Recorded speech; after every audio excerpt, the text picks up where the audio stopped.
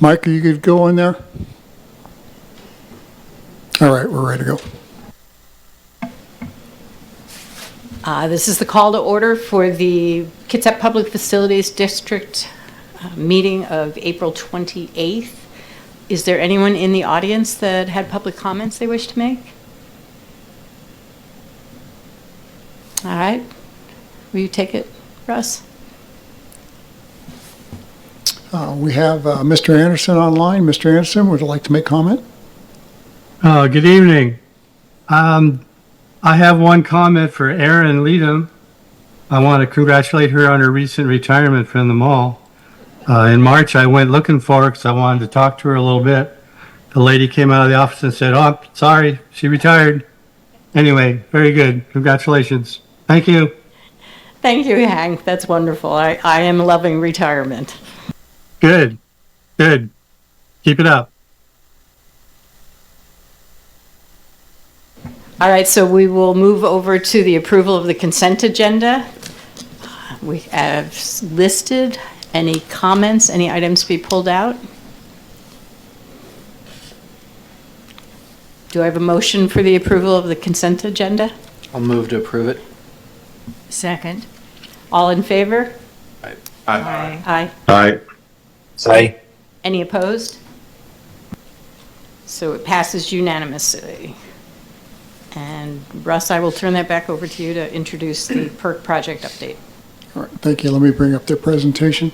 We have the City of Poulsbo presenting today to give us an update on the PERC project.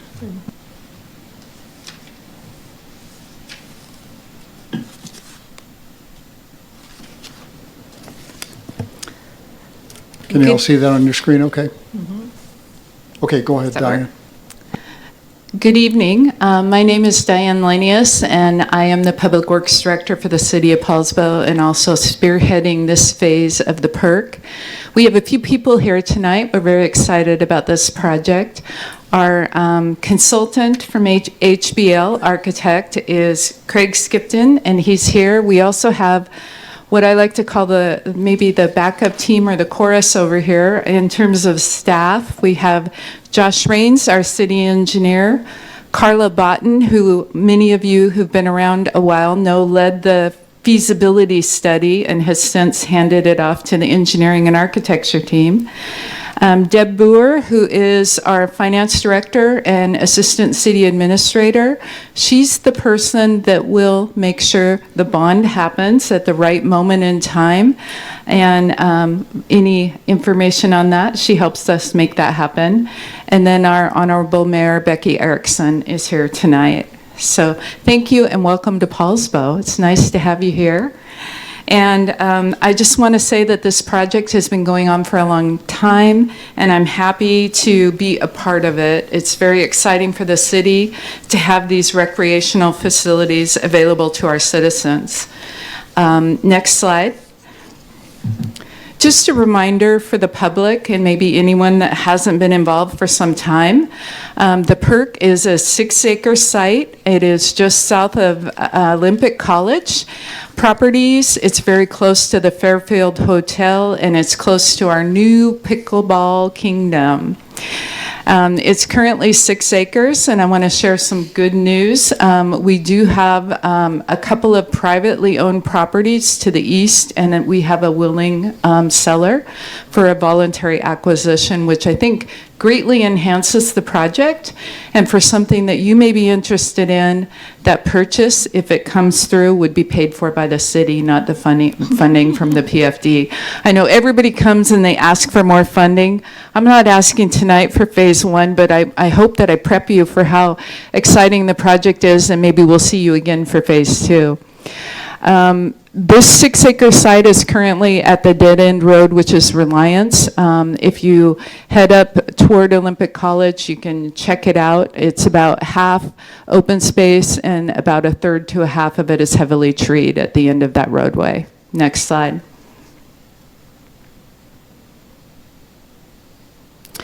Just a reminder, it was in 2023 that we completed the feasibility study. The work that we're doing now on design is a continuation of that effort by the community, a stakeholder group, and a series of consultants. We are on track for what we promised, and the dream is still alive. Next slide. So the major events that have happened, we negotiated an interlocal agreement with the PFD that established this is how much the PFD is paying toward this project, and we appreciate that. We've moved into the phase 1 of design. It's been authorized. We selected our design team, which is AHBL, and Craig represents them here tonight. The full funding for the $13 million is approved in our capital budget with city funds, a combination of city funds and PFD funds. We've also applied for 2 RCO grants to try and add more funding to the project, and I can give you an update on that later.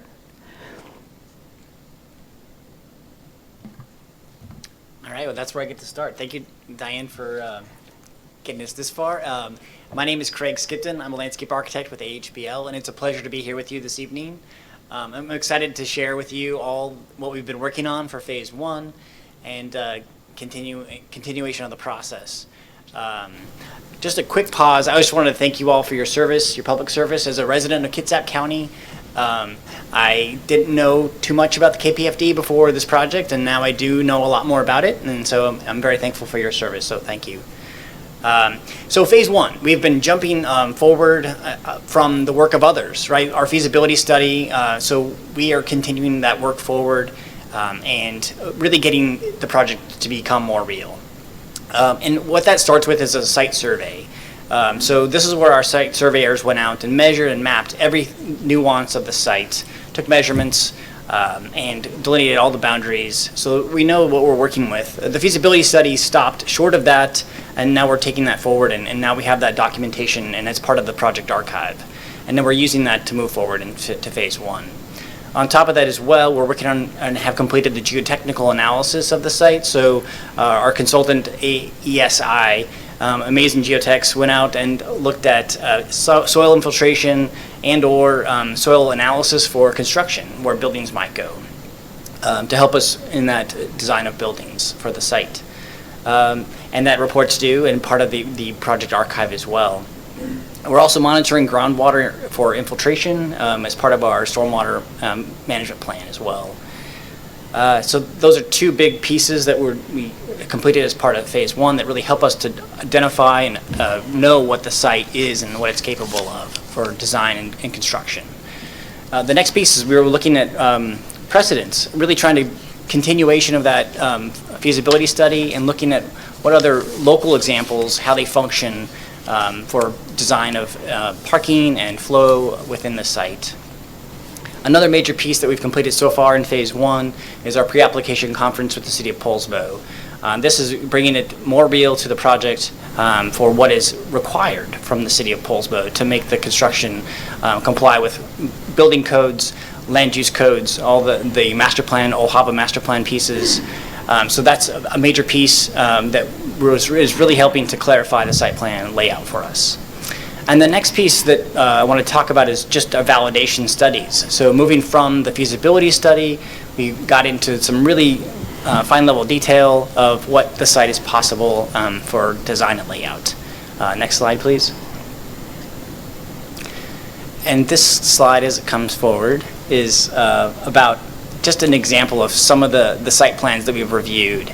And so this was really important for us as we looked at site buffers, and this is all in consideration of the real information that we got from the site survey. So looking at those site constraints, what is possible for field layout. It's a little bit hard to see on this slide, but we looked at north-south arrangements, east-west arrangements, where parking could go and or should go related to the east side of the field or the west side of the field. So we had lots of options we reviewed. And then testing out with our parks constituents, Jeff was leading that charge, but just looking at programming and how programming can play out on the site as well. Next slide, please. And this is where I get to show actually what Phase 1 site plan is looking like right now. So this is where we are, and I'm excited to share this with you. This is not what you would call, or used to call, a blueprint. This is or design plan. This is a rendered site plan, so a little more colorful, a little more diagrammatic, to help you to be able to see the site layout. So it should look somewhat familiar, though. We have two major fields on the site, really set up for soccer play as primary use, but also capable for multi-sports as well. So lacrosse, intramural use, ultimate frisbee, lots of options for field tick marks to be installed on the synthetic turf for field layout and use. We're also, just to do a quick walk around the site to orient you to what we have working with us for Phase 1, but sorry, where was I? Pickleball courts. Yes, so we are still moving forward with pickleball courts. We have started with 4 as the required or the preferred amount, and now we're showing 6. I think a little bit of that will come out in the 60% design as we get forward and move forward into that process of design and funding and how that relates to budget. So there's shown 6. We might not end up with 6 in this first phase, so that's there as a placeholder. And then we have 2 multi-purpose courts. Those can be set up for basketball, additional pickleball courts potentially, other uses as well for summer camps. And then parking, of course. This new site arrangement that we have with the additional parcels that's in the plan right now is allowing us for about 100 stalls of parking.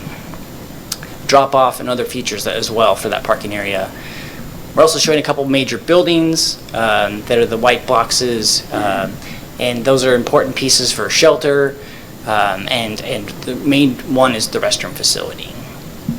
What you're not seeing, though, is just the amount of space that we have to work with now that is different than some of our validation studies. So we have a lot more plaza space, a lot more people space within the Phase 1 design, a lot more room to breathe, and allow for the large amounts of people we're planning and expecting for this site. A couple more slides. Next one, please. Oh, yeah. Oh, shoot. Okay. How about now? Okay. Oh, great. And could you go back one, Russ, please? Okay, and just wanted to point out, too, with this new site layout that we have and this site area, this gives for Phase 2 expansion area. So this is a major difference from what you've seen before for Phase 1 areas. A lot of that conversation was, we'll figure it out when we get there, or be looking for that location for place. And now we're showing you a place where that Phase 2 can be. This slide's a little washed out, but it is test fitted for a couple community centers. We know that some already built community centers can fit into this space as we're showing right now. Okay. And this slide is just again showing that context diagram with the site plan within it for Phase 1 and that expansion Phase 2 area as well shown too, but also showing that future road connection that's going to be connecting on Reliance. And just to give you a bigger picture of what that's going to look like in the future. And then a little bit of eye candy. We have a site wall in one of our plans in the plan right now, and so just looking at how that can become part of the place. Super graphics are a really fun place-making possibility, and just looking at this as a possibility for that north wall as it separates the PERC site from the Olympic College site. Okay. Phase 1 schedule. So here we are in April, and we are moving forward through the month of June into 60% design. June, September is, in the 60% design is actually our permit submittal as well. So at the completion of 60% design, that'll be our permit submittal in June. Permitting and 100% design is through June through September. We're advertising for bid in October through November, and contract award is scheduled for December.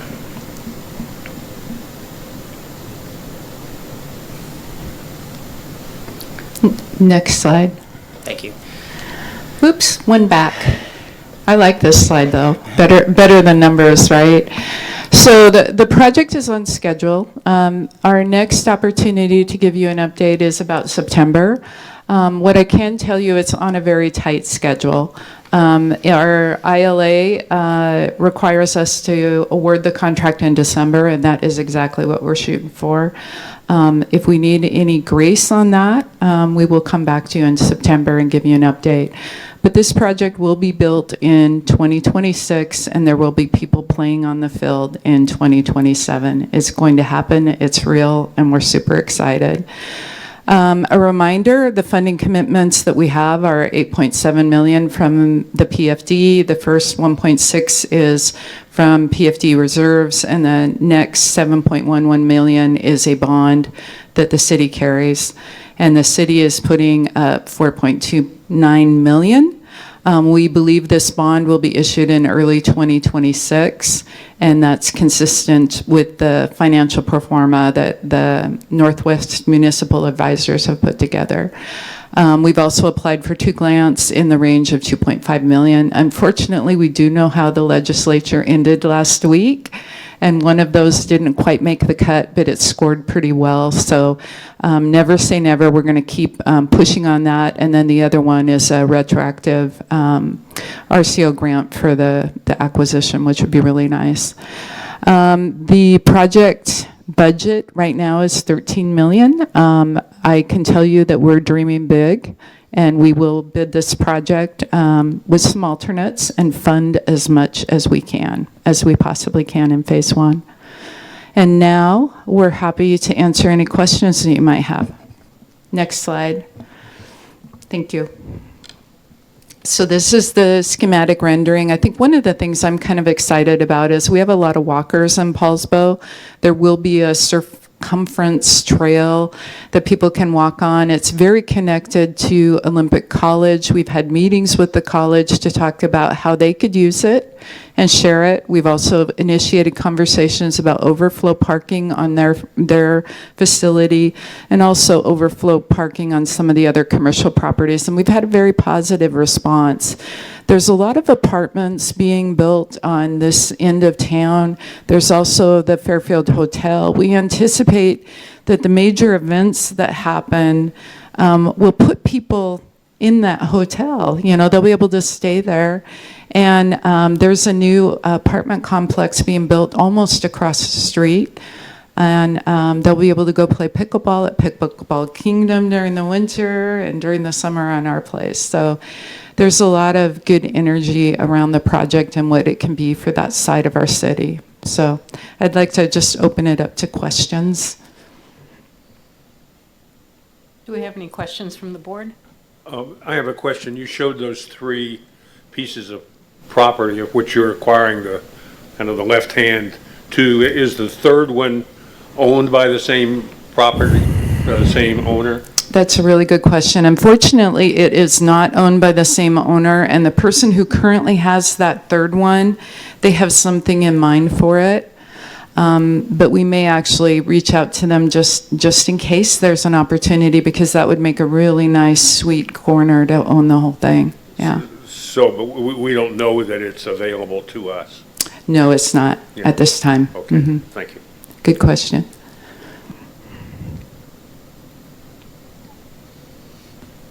Any other questions? Thank you very much. Oh, So all the parking that you have is on that other lot that you haven't acquired yet, I've noticed. And that's a pretty sure bet that you're going to get that property? Okay. I would say that it's in a very good spot, and it's very close to moving forward to completion. If we did not get it, the field would be smaller and the parking would be on the existing property. That is how it was designed in the feasibility study. That's how it was laid out. So that's a good question. The second piece of that same question would be, if you acquire your phase 2 property, will the parking lot count allow you to just spill over to that, or you're going to have to build more parking on phase 2? It depends on the nature of what gets built. Obviously, on Phase 2, we are negotiating off-site parking for peak events, and some of that may roll into more permanent parking. The other thing is based on the usage for these fields, primarily in the evenings and the weekends, there's opportunity up in that commercial area that we might be able to have an agreement for some of the evening and weekend parking. There is also a significant amount of parking on the street that's currently not used at all. So those are some of the options that we have and that we have to look at. Is there going to be a connection to the parking lot to the college? Yes, there's going to be an ADA walkable connection to the college. Yeah. As far as our driving connection, it's not as intuitively obvious for people, but there is a reasonably good driving connection. And the other lots that we're looking at and in the process of negotiations on, and people coming forward to volunteer them to us, they're very walkable within a block. There's also some opportunities that the college may or may not agree with to have trails that cut through their property that would be wonderful for them, and they would also be wonderful for us for parking in addition to the ADA one that I mentioned. So there's just a ton of opportunity, and I think that the conversations are all going pretty well at this point. Last but not least, stormwater. I don't see any ponds or anything. Is there a vault system? Gosh, you guys hired somebody really good. The Ojeda master plan included stormwater. Yeah, and so the majority of that issue is taken care of with ponds that have already been built, but there will be some elements of stormwater, and obviously we treat everything. We're into enhanced treatment, so especially for the parking, but fortunately the Ojeda master plan has some benefits for us. Thank you for those clarifications. Those are great questions. Our online board members, do you guys have any questions? No question for me at this time. Thank you, Aaron. Neither. Thank you. Thank you. All right, thank you very much for the presentation. We appreciate it. And I'd also like to say it's been an absolute pleasure working with the city. They've been very communicative and just wanting to give us updates and so forth. So you guys are great partners. So we're really glad to be a part of this project.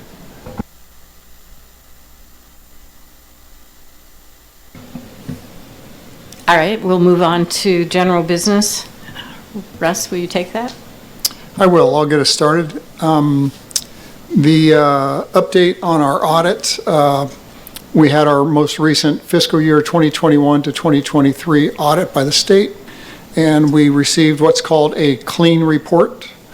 And we had also, during that audit, there was also some questions that the public had asked about some of the projects we were doing and the legality of those. And in every question that was asked, the auditor's office came back and said that we were within our legal right and legal means to be able to fund those projects. So overall, it was a very good audit. We will have, we're going to now move into fiscal, financial audits every 2 years. And the reason being is because we'll be getting into a new bond and debt service with the City of Poulsbo, and then in the near future with the City of Port Orchard as well. So that our next audit will be in 2026, so next year, yeah, and we'll review 2024 and 2025. Any questions about the audit, state audit? No questions. I do just want to note that the auditors spoke very highly of the amount of work and how quickly you were able to turn everything around. So thank you for working with them so closely. Yeah, absolutely. Next thing I have is just an update, and really not an update at all, on House Bill 1109, but for the public, I'll say House Bill 1109, which was an extension of the sales and use tax rebates for PFDs to go from 2041 to 2056. What that means for us is that means that we could continue to collect sales and use tax that are collected in Kitsap County up to 2056 would allow us to be able to fund even more projects in the future. That bill has passed through the House and through the Senate. It is now sitting with the governor and waiting governor's signature. Late last week, I heard that the signature could come as early as today, Monday. I reached out today and I didn't hear anything back, so I don't know where it sits with the governor right now. We can't say that that the law is going to pass until the governor signs it. And right now, there's not a feeling one way or the other of how the governor will feel about the bill. It is a bill that does not ask the state for any funding. It is not asking for an increase of the amount of sales tax that we receive. It's just asking for an extension to continue to collect that sales tax through 2056. All right, next we have Policy Committee, and we met, I think, three or four times. We met late last year and then the earliest part of this year. And our vice chair, Patrick Hatchell, he was the head of the Policy Committee.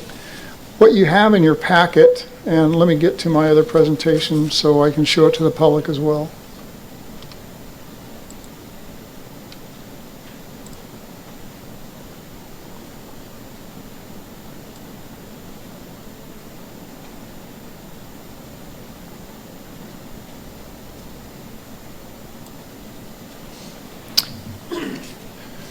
So we decided that the handbook's large. It's 60 plus pages long. So what we decided to do is rather than try to take it all as whole, we decided to break it up.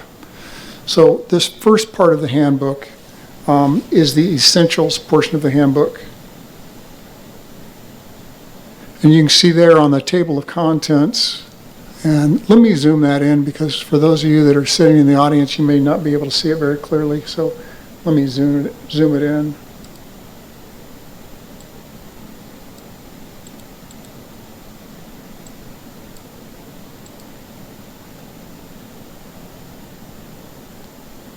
Is that better? Can you guys see that more clearly? Okay. So you can see the section where it says Board Essentials. It's the roles and functions. Let me put my glasses on for this one. Conflict of interest, open government requirements, delegation of authority to the executive director.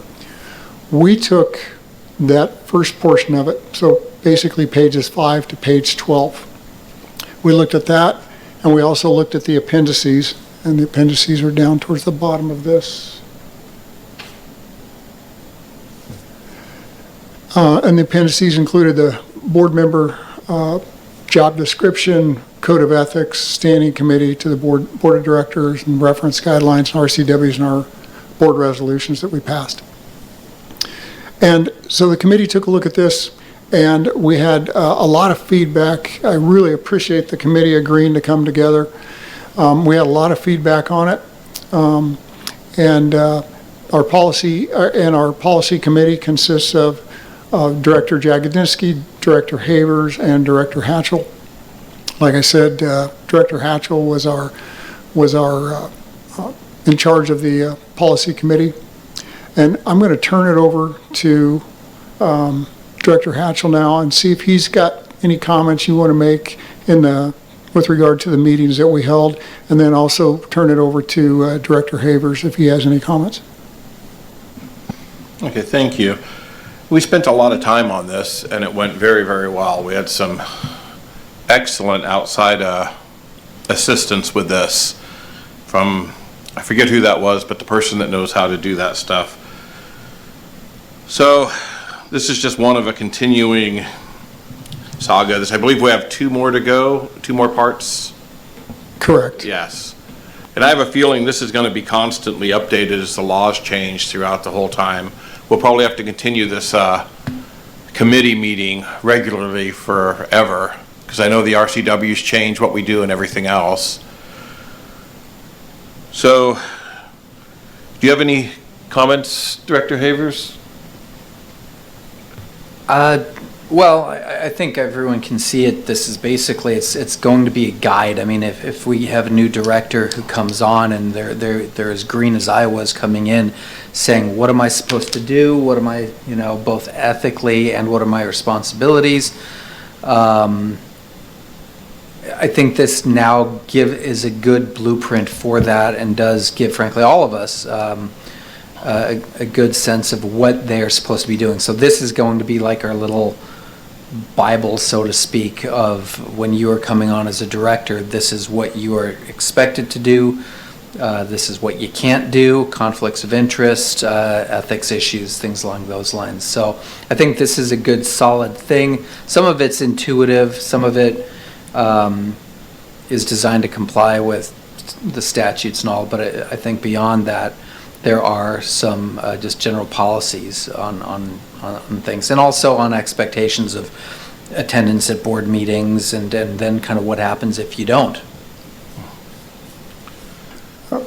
Director Jagodniski, did you want to add any comments? Sure. I would just say, in addition to what Director Hatchell shared and Director Havers, that, hopefully it gives clarity for, as Phil was saying, as you're coming on to the board, what are the expectations and how do you do those? But it's also hopefully brief. So hopefully it's a good resource for people to keep going back to as well. And then one last comment I'll make is that we also had our legal counsel, Brian Lawler. He was with us during each one of these. He gave his feedback to it as well. And so we made the appropriate corrections. So the essentials packet that you all have in your board packet of materials is ready to go to the board for approval. Now, why are we doing this board for approval instead of waiting until the whole thing is done? It's because just like with a policy committee, it's an awful lot to take in at one time.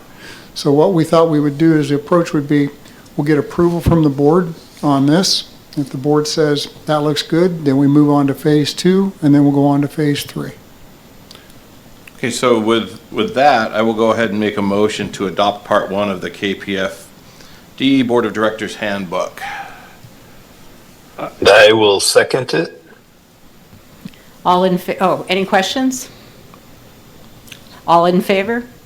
Aye. Aye. Any opposed? Then that passes unanimously. And thank you guys for doing this. We've talked about this for a while, that we really needed to do this, and it's a great step to have a third of this handbook done already, so it's appreciated. And thanks for the approval from the board. Sure. And just to clarify, Russ, is this phase 2, is that going to be the broader picture of what our policy is about seeking, outside groups to come in and ask for money? When they do that, how do we, that sort of thing? Right. Phase 2 is going to be the larger, the biggest chunk of it. Yeah. As we go through it. And yes, we'll be addressing things like how do we do an RFP for new projects? When we do the RFP, what are we looking for? What's the expectation on our end? What's the legal expectation, or what's the law say that we can or cannot do as far as the project's concerned? So, yeah, we'll be a few months into this next portion of it, I believe.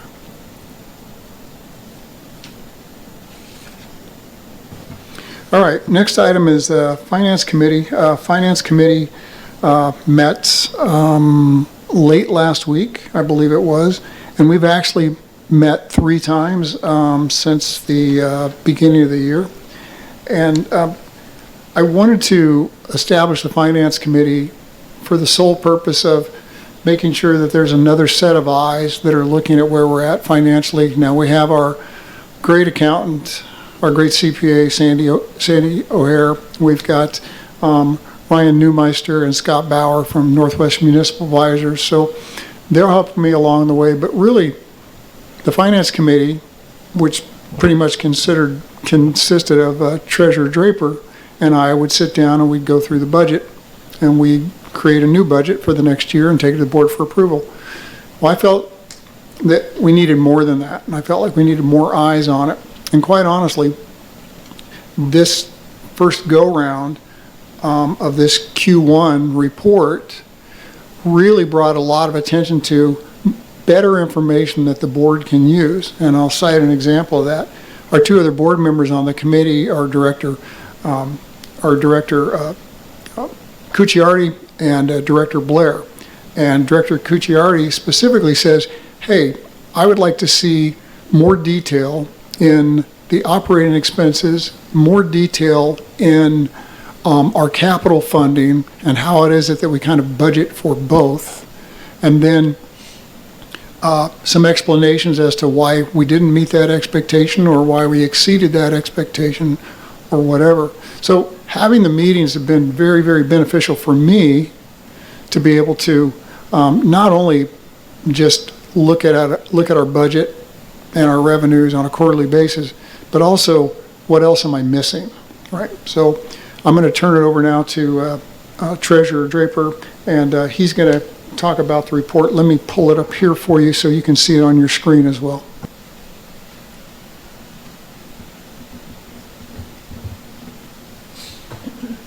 We had tentatively agreed to meet quarterly with the Finance Committee, which is the three of us, Sean Cucciardi, myself, and Ann Blair.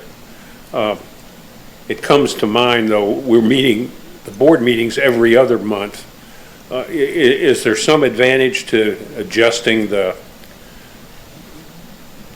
Finance Committee meeting so that it comes before the board meeting? Because we'll get out of sync over time occasionally. Yep, most definitely. I would imagine the Finance Committee will probably meet at least twice before the next board meeting. Okay. Thank you. So you've got this in front of you. The top half of it is the what we usually call the 977 fund. It's for capital projects. And this is where the money lands when the state collects it from the our piece of the state sales tax. And in the top part there, you can see that we were revenues were slightly over budget. We're over budget by the revenues to the good by 24,000, but that really seems to be because of the 3 months of investment income, which is between 8 and 9,000. Russ, remind me again why we don't budget that amount. It's difficult to budget for revenue because we don't know what it's going to be every month, right?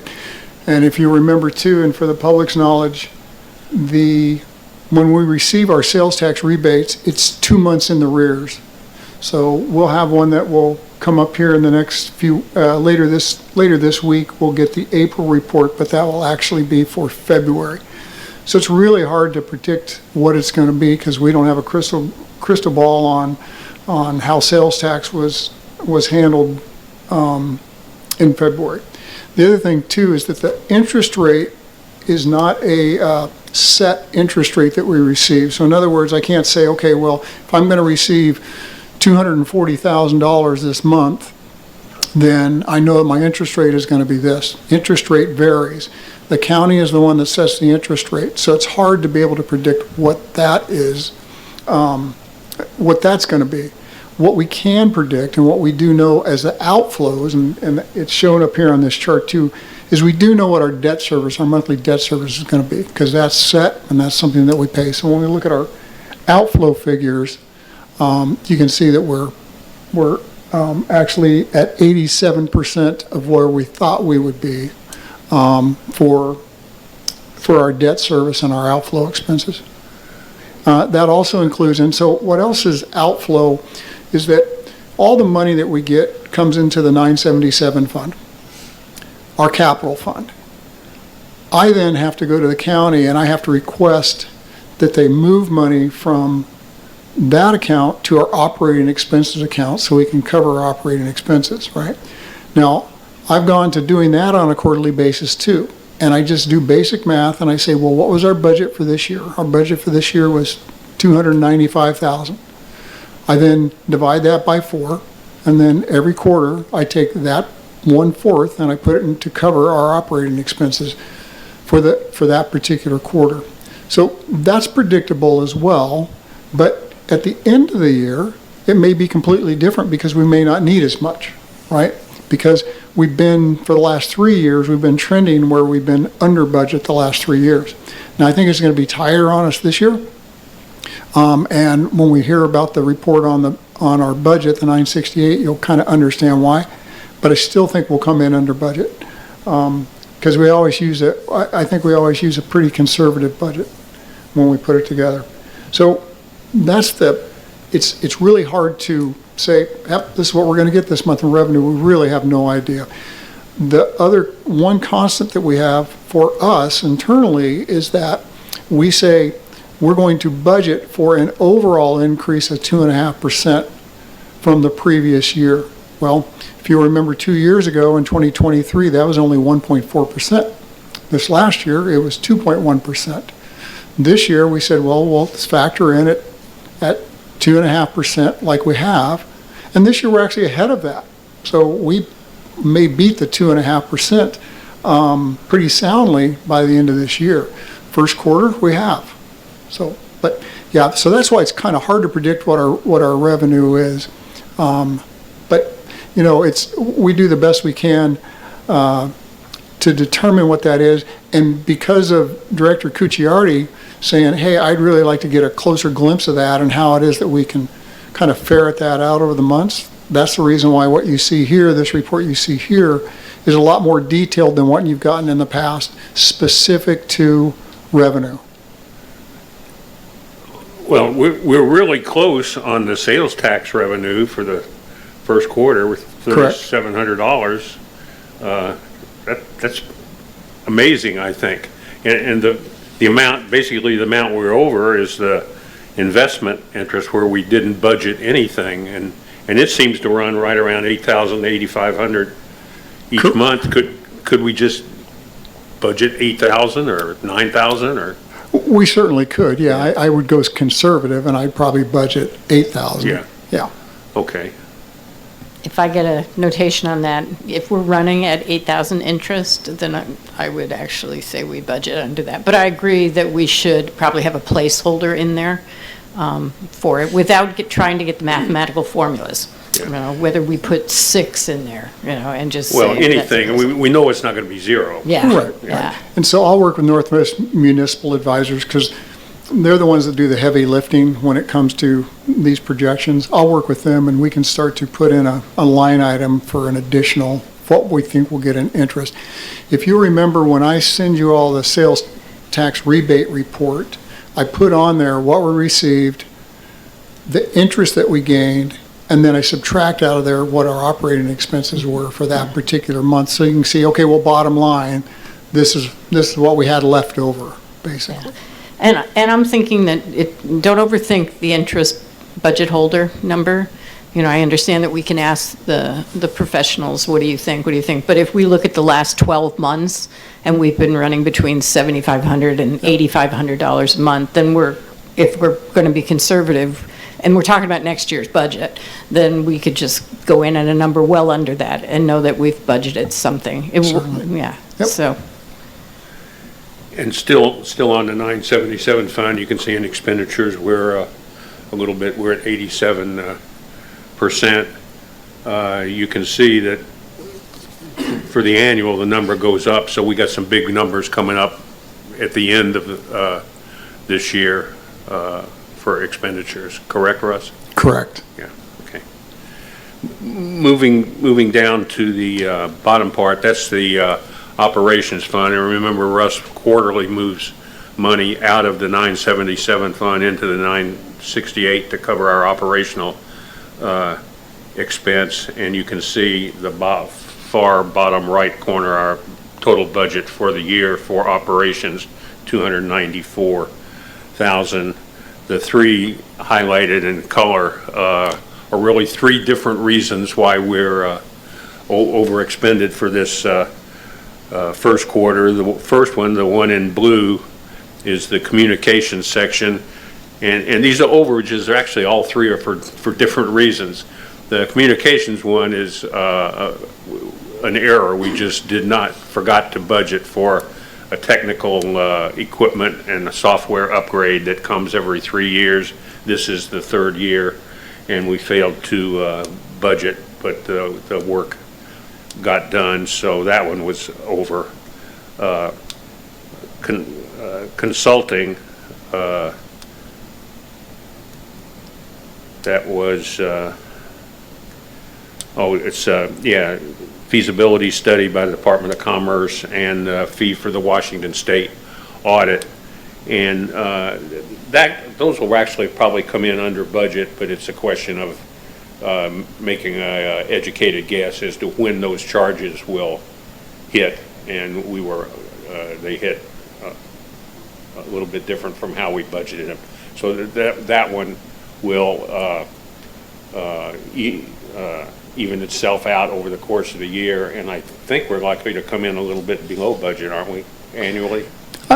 Yeah, I believe so. And let me interject just a bit too. We took the basic budget, and we divided it by 12, every line item by 12, right? So you see these high numbers, and with the exception of communications, which was completely my bad, I forgot we were up for a tech refresh, so we didn't put the funding in the budget for it this year, so that's completely on me.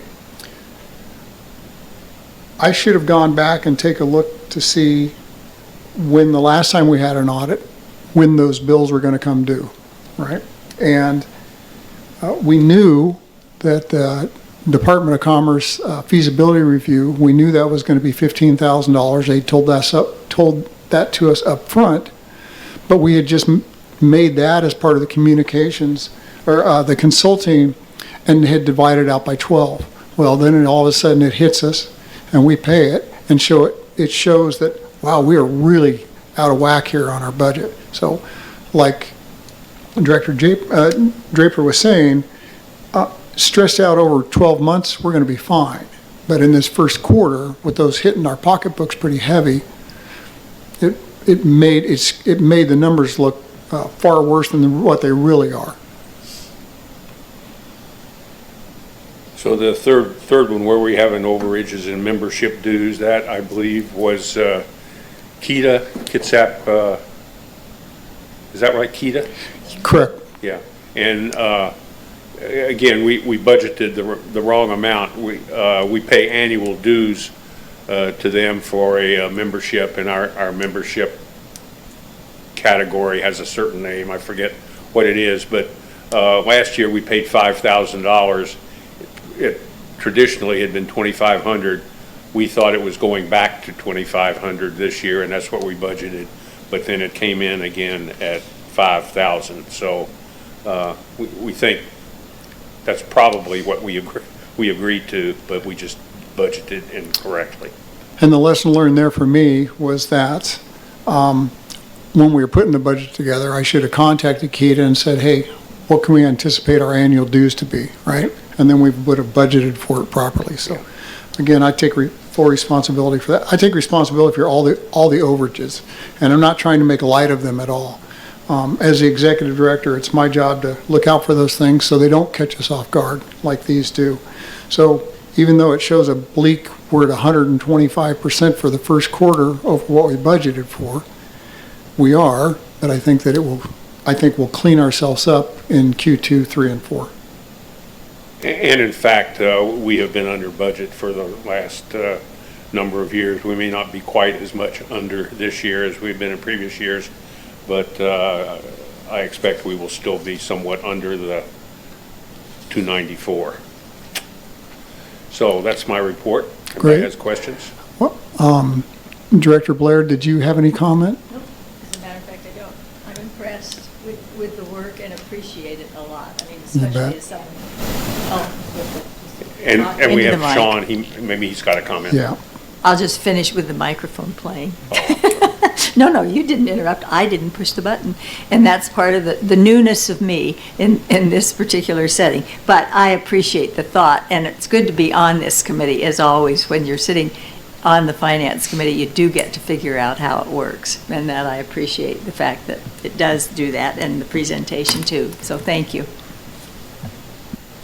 Sean, did you have anything? Yeah, I was just going to say, thanks for the overview, both of you. I think, what we talked about last month, and this is definitely a step in the right direction, but there's a lot of data that we have that a lot of the unknowns that we talk about really aren't that unknown. I don't think the variances are that big. We can look at past revenue trends by month. We can look at expenses by month.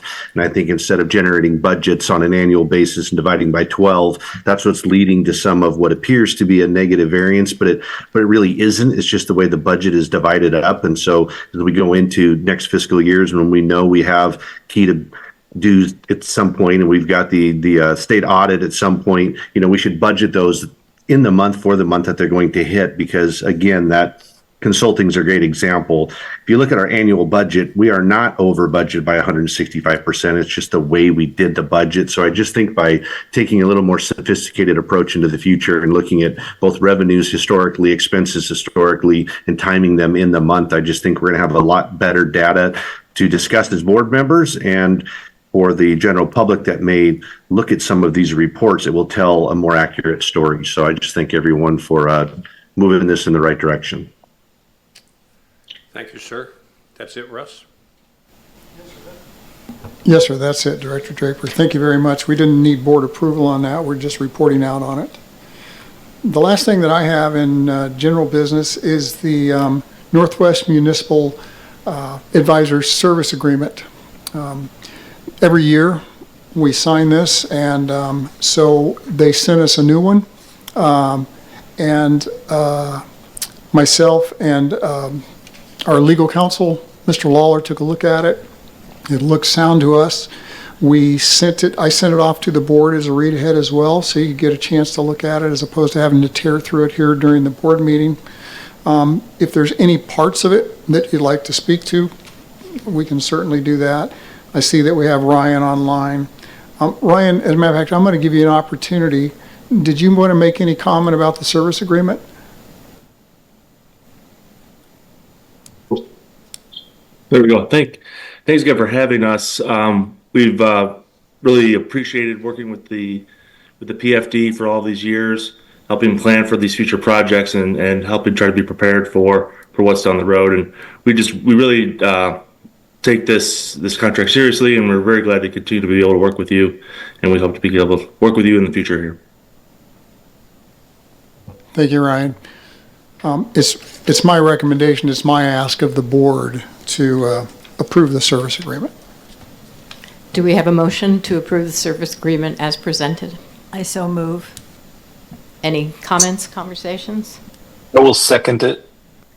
Okay. Am I too fast on that? I'm all in favor? Aye. Aye. Any opposed? Aye. All right, that passes unanimously. Thank you. Chair Leadham, I have nothing else.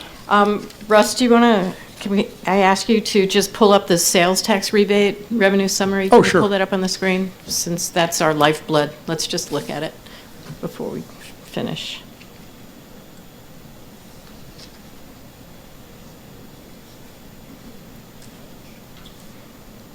So Russ, in theory, if the governor signs this legislation, we could sell 30-year bonds if we wanted to. Is that right? I believe that's correct, but I'd have to check with, Not that Ryan. we on it. would want to go Right, that long, right. but we got money coming in for that many years. All right, let me zoom this in a little bit. And would you just go over it?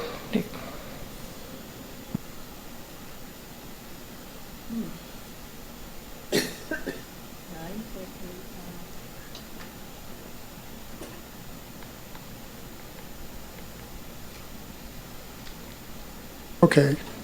Okay, so you can see the last 3 months, we've trended up in this last month. So when we got our March rebate, it was 9.8% over this same time last year. So we're definitely seeing an upward trend. We're at 7.2% for the year over where we were at this time last year, or overall where we were at the end of the year. And we're seeing a 3.1% increase over where we were at this time last year, as opposed to, so 205,000 as opposed to 198,833. So Let me scroll, okay. So if you'll see up there, you'll see what the fund balance, what we received in sales tax, 191,360. I indicated in the comments 9.8% increase from March of 2024. The interest we received just for that particular month, 85,45.97. Our debt service, 71,360.72. So our net income was 128,545. So we've done well so far this year and we continue to see increases. So we'll hopefully the year will We're continue seeing up for arrows that. and we're seeing green, correct. Yeah. All right, and then does anyone else have any comments? I have one more thing I want to add in. Gentlemen on the call? No, Sean? Good, Aaron. Thank you. Okay. Well, I appreciate the comment earlier about thanking us for being volunteers. I think we all take this position very seriously, and we know how much work it can be. And tonight, we just wanted to give a certificate of appreciation to one of our hardest working, long-standing members of this, Director Hatchell. So this actually says, thank you for your work from 22 to 24, but you've actually been on this board for how long? God, I don't know. I think maybe 2010 or 12. Yes, and I've been on, I don't even remember how long I've been on either, but I'm going to say that the continuity of having people on for extended periods has been very helpful. I mean, every year is a little different for what we do, so we all have to learn as we're going along, but having history that's been brought on by Director Hatchell, Director Draper is wonderful. So we just wanted to say thank you. That's all. Thank you very much. And I would just observe that we're very blessed to have this lady here to my right. She used to have Russ's job. I was on the PFD board when she was the director, or not the director, but the executive.